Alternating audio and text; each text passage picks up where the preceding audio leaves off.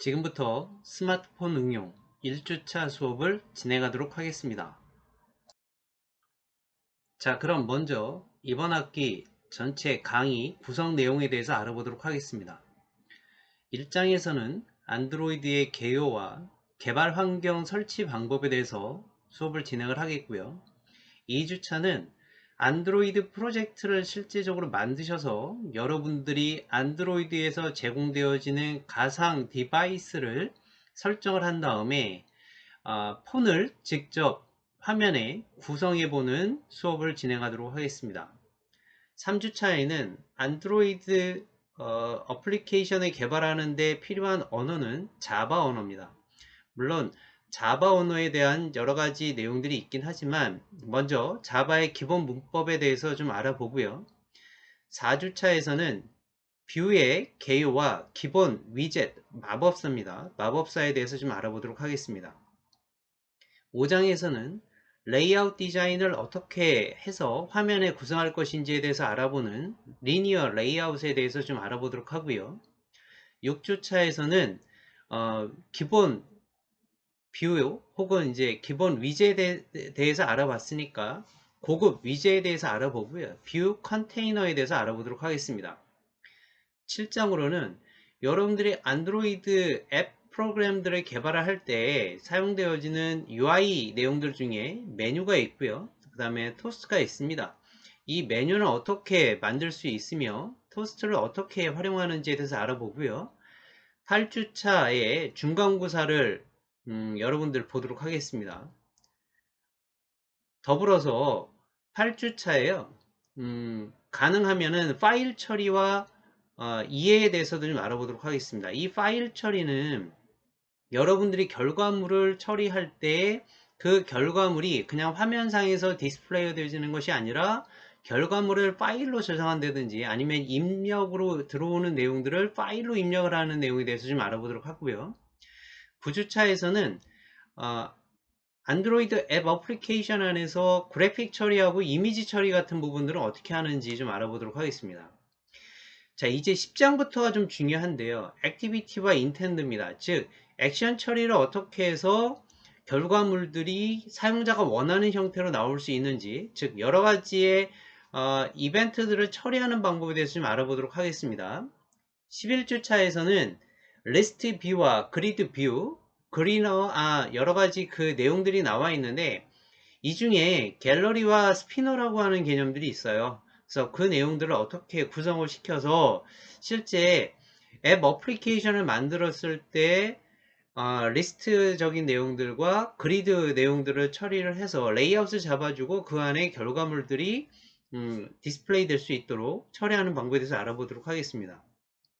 12장에서는 여러분들이 어플리케이션들을 개발을 하게 되면 거의 대부분들이 데이터를 연동시켜주는 부분들이 많이 나오게 돼요. 그 중에 데이터를 연동을 시켜줬을 때 그 데이터가 단지 한 번 사용하고 끝나는 것이 아니라 결과물로 나왔던 데이터들을 계속 저장하고 사용자가 요구가 있을 때마다 그 사용자에 대한 어떤 결과 처리를 데이터로 보여주는 내용들이 필요하게 되죠. 그럼 이제 데이터를 재사용 가능하게끔 만들어줘야 되는데 그러기 위해서는 데이터베이스 관리가 필요하게 됩니다. 여러분들 아마 1학기 때 저하고 서버 구축 및 응용에서 JSP를 기반으로 해서 DB 연동을 시켜주는 방법들에 대해서 공부를 하셨어요. 그때 DB는 MySQL로 사용을 하셨죠.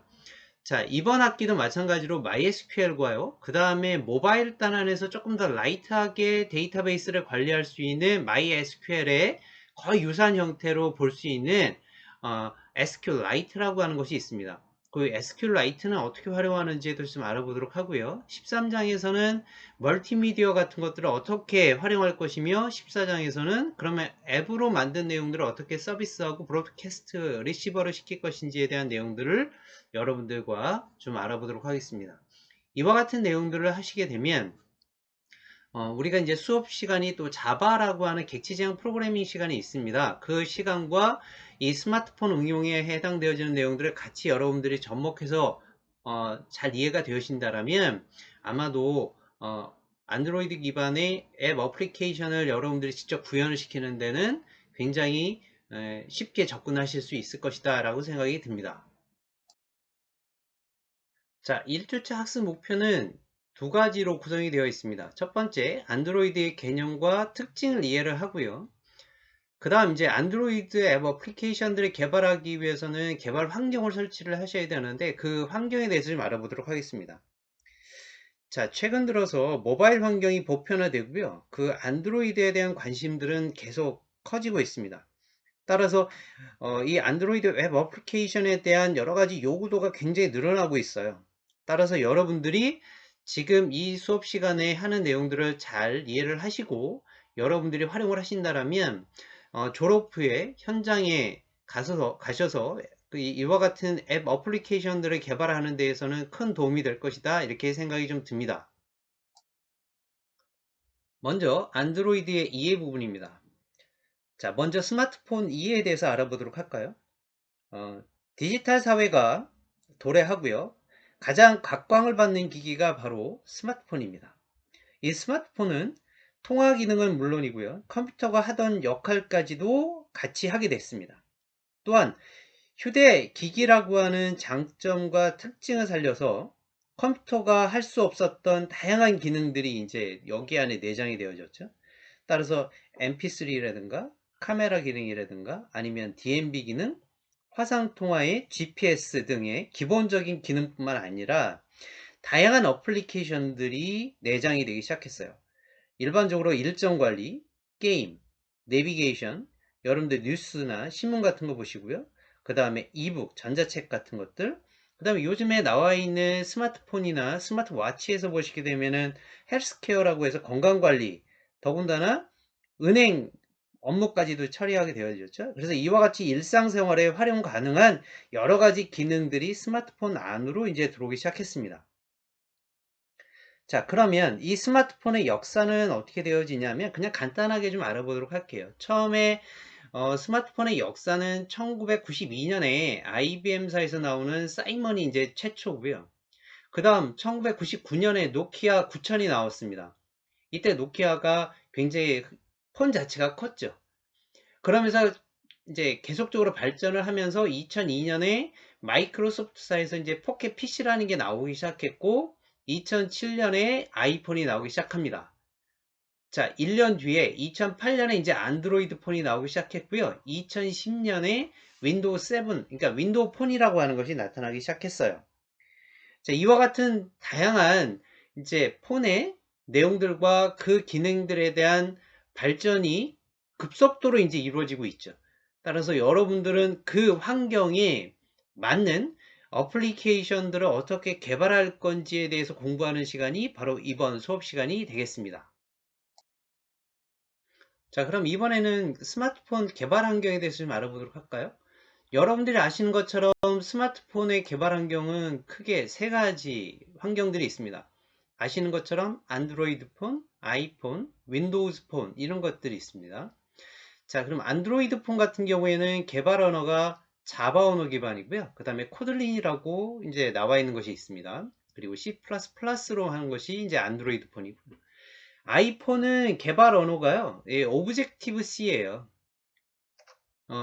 이 내용들은 이제 아이폰 같은 경우에는 이 오브젝티브 C가 조금 이제 어렵습니다. 어려워서 일반 사람들이 접근하기는 좀 어렵죠. 따라서 이제 거의 대부분이 이제 안드로이드 폰의 이제 개발 환경들이 더 오픈 소스로 많이 나와 있고 개발 뭐 인력들도 굉장히 많습니다. 그 다음 이제 윈도우 폰은 이제 C샵이나 VBNet, 단넷으로 이제 개발을 하고요. 자, 다음으로는 개발 운영체제에서는 안드로이드 같은 경우에는 윈도우즈, 그 다음에 리눅스, 맥OS에서 다 처리가 되어집니다. 근데 아이폰은 맥OS만 가능하고요. 윈도우 폰은 윈도우즈 환경에서만 개발이 가능하죠.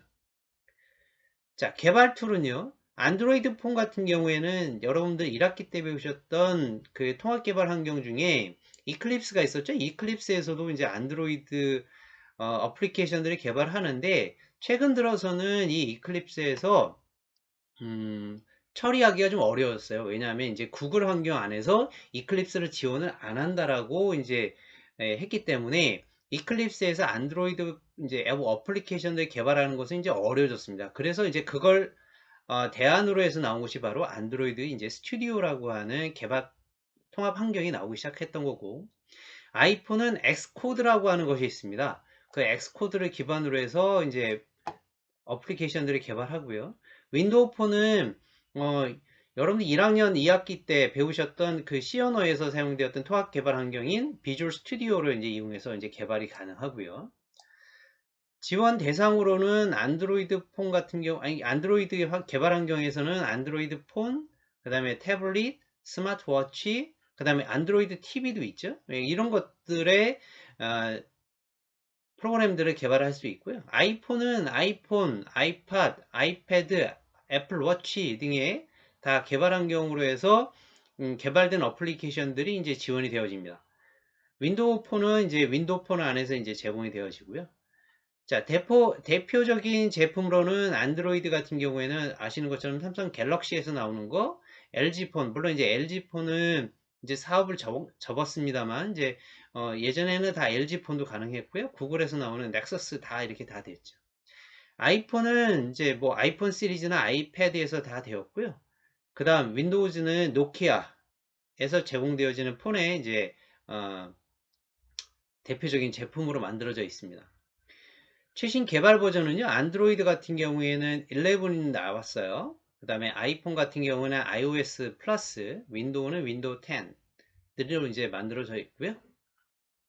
자, 이렇게 해서 개발된 그 어플리케이션들은 앱스토어에 올라가게 되어지는데, 안드로이드 폰은 여러분들 아시는 것처럼 구글 플레이 스토어에 올라가고, 삼성 앱스에도 올라가고요. 그 다음에 아이폰은 애플 앱스토어에만 올라가죠. 예, 윈도우 폰은 윈도우즈 스토어에 올라가게 됩니다. 뒤에서 설명을 드리도록 하겠습니다만 2021년도 지금 1분기 기준으로 봤을 때 이 스마트폰 운영체제의 시장 점유율이요, 안드로이드가 거의 74%, 윈도우 폰이 25%, 그 다음에 아이폰이 25%, 윈도우가 한 뭐 0.01%, 뭐 요 정도로 구성이 되어 있습니다. 자, 스마트폰 시장 점유율은요, 지금 이제 그 가장 최근 정보입니다. 그래서 2021년 2분기 기준으로 봤을 때 스마트폰 시장 점유율의 점유율은 삼성전자가 19%, 샤오미가 17%, 그 다음에 애플이 14%, 그 다음에 이제 최근 들어서 이제 눈여겨 보셔야 될 것이 이제 중국에서 나오는 오보하고 비보예요. 따라서 자료에 따르면 삼성전자에 대한 것들이 아직은 뭐 19%로 해서 1위를 지키고 있지만 샤오미가 바짝 뒤쫓고 있습니다. 따라서 우리나라도 긴장을 하지 않으면 안 되는 이 상태에 지금 이제 그 위치에 놓여 있고요. 카나리스에서 제공되어지는 이 그 시장 점유율을 보시게 되면 성장률도 나와져 있어요. 그 중에 보게 되면 샤오미를 보십시오. 샤오미가 83%의 성장률을 가지고 왔어요. 그러니까 굉장히 막강한 파워를 가지고 계속 치고 올라오고 있다라는 것이죠. 따라서 여러분들이 이제 어플리케이션들을 개발을 할 때는 물론 이제 디바이스나 아니면 개발 환경이나 아니면 개발 언어라든가 이런 그 운영체제 이런 것들에 대해서 다 고민하셔야 하겠지만 시장 점유율도 같이 좀 봐주세요. 그래서 어느 쪽으로도 이 시장성이 높아지고 있는지에 대한 것도 좀 보시고요. 애플 환경을 보시게 되면 굉장히 재밌습니다. 애플은 굉장히 1%의 성장률밖에 안 보였어요. 그러니까 거의 이제 시장이 조금씩 이제 침체되고 있는 상황이 아닌가라고 해서 3위로 밀려났다라고 하는 점이 조금 눈여겨 보셔야 되지 않을까 싶습니다. 자, 그러면 우리가 안드로이드에 관련된 이제 공부를 할 거니까요. 간단하게 안드로이드 버전에 대한 변천사를 좀 알아보도록 하겠습니다. 처음 시작은 2008년 9월로 기억을 하는데요, 저는. 안드로이드 6.0 버전으로 해서 나온 것이 아니라 알파라고 하는, 알파와 베타라고 해서 1.0 버전이 이제 나타나기 시작했어요. 이건 API 레벨이 1단계인데 2008년 9월에요. 처음에 만들어진 것이 이제 알파고요. 그 다음에 2009년 2월에 그 알파 버전에 나와 있는 내용들을 계산해서 나온 것이 이제 베타라고 하는 것이 있는데 이게 2009년 2월에 이제 나오기 시작했어요. API 레벨로 본다라면 이제 두 번째 레벨로 이제 만들어진 겁니다. 그래서 기존에 있는 문제점들, API 같은 것들, 그 다음에 통화 기능 같은 것들 이제 수정해서 나오기 시작했고요. 그 다음부터 이제 나오기 시작했던 버전들이 거의 6개월, 8개월 막 이 단위로 해서 버전업이 시작됐어요.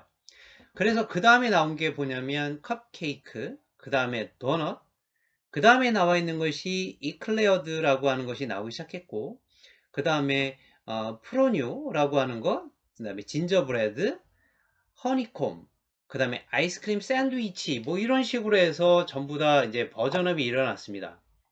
그리고 이제 나온 것이 이제 2012년서부터 나오기 시작했던 것들이 이제 조금 더 이제 다양한 액세서리 같은 것들, 또 부드러운 화면이 이제 지원되기 시작했던 젤라빈이 나오기 시작했고요. 그 다음에 2013년에 키캣, 그 다음이 2014년에 나오는 것이 롤리팝이 나오기 시작했고요. 지금 제가 자료로 보여드리는 것은 이제 2015년에 나와 있는 지문 인식, 앱 권한 이런 것들이 이제 추가해서 들어가기 시작했던 이제 마시멜로라고 하는 것이 이제 뜨기 시작했습니다. 이때서부터 이제 전성기를 가지기 시작하는 거죠. 그 다음에 나와 있던 것이 안드로이드 7.0 버전이라고 해서 이제 누가 버전이 이제 나오기 시작했던 거고요. 이 누가 버전에서부터는 가상현실을 지원하게 됐고 3D 게임에 최적화되어지고 멀티타스킹이 강화되어졌습니다. 또 화면 해상도들이 이제 조절이 가능해졌고요. 그 다음 거의 뭐 1년도 채 안 돼서요. 이제 오레오라는 것이 나타나기 시작했습니다. 그래서 이제 뭐 자바 8점대 버전, 그 다음에 뭐 배터리 같은 것들 이런 것들을 이제 지원해 주는 것들, 그 다음 뭐 어댑티브 아이콘 같은 것들이 만들어지는 것들, 뭐 이런 것들이 이제 나오기 시작했고요. 그 다음이 이제 2018년 8월에 파이라는 것이 나타나면서부터 실내 위치 추적이라는 것이 나타났습니다. 그리고 멀티 카메라하고 고정 모드 인공지능들이 이때서부터 확장이 되어지기 시작을 했던 거죠. 자, 이제 지금부터 보시는 내용들이 가장 최근 이제 버전들이에요. 그래서 안드로이드 9.0대 버전에서 파이라고 하는 게 나타났고요. 그 안에 보시게 되면 와이파이에 관련된 위치 관련 API 제공되어졌고, 멀티 블루투스, 그리고 지능적인 시스템들이 이제 추가하게 되었습니다. 자, 그 다음에 이제 우리가 사용되어지는 개발 환경이 이 두 가지로 사용이 되어지는데, 가능하면 우리는 조금 더 안정적인 것들을 쓰기 위해서 안드로이드 10 버전을 좀 쓰도록 하겠습니다. 그래서 이것은 제스처 인터페이스 같은 것들이 좀 개선이 되어졌고, 그 다음에 스와이프 방식의 내비게이션들 같은 것들이 좀 적용이 됐어요. 가장 최근에 나와 있는 것이 바로 2020년 9월에 나와 있는 안드로이드 11 버전이라고 해서요. 레드 벨렛 케이크라고 하는 것이 나왔습니다. 그래서 이때부터는 사실은 버전을 쓰지 않고요. 이렇게 명칭으로 이제 처리하게 됐어요. 그래서 버블 기능을 통한 멀티타스킹이라든가 앱 사용 권한의 기능 강화시키는 것들, 음성 액세스 같은 것들, 그 다음에 미디어 제어 같은 것들, 이런 것들이 이제 조금 더 개선이 되기 시작했고요. 여러분들 앞에서 제가 잠깐 말씀드렸지만 우리는 개발 환경을 안드로이드 10 버전으로 이제 개발 환경을 정해서 수업을 좀 진행해 보도록 하겠습니다. 이 자세한 내용은 우리 이제 책에 참고서에 이제 나와 있으니까요. 참고서 한 23페이지 정도에 보시게 되면 지금 이 안드로이드 버전 변천사에 대해서 여러분들이 자세히 확인해 보실 수가 있습니다. 자, 이제 안드로이드의 특징, 뭐 안드로이드의 주요 기능에 대해서 좀 알아보도록 하겠습니다. 먼저 이제 안드로이드 주요 기능 안에는 어플리케이션 프레임워크를 통해서요 제공되어지는 API를 그대로 사용을 해서 코드를 재사용할 수가 있고요.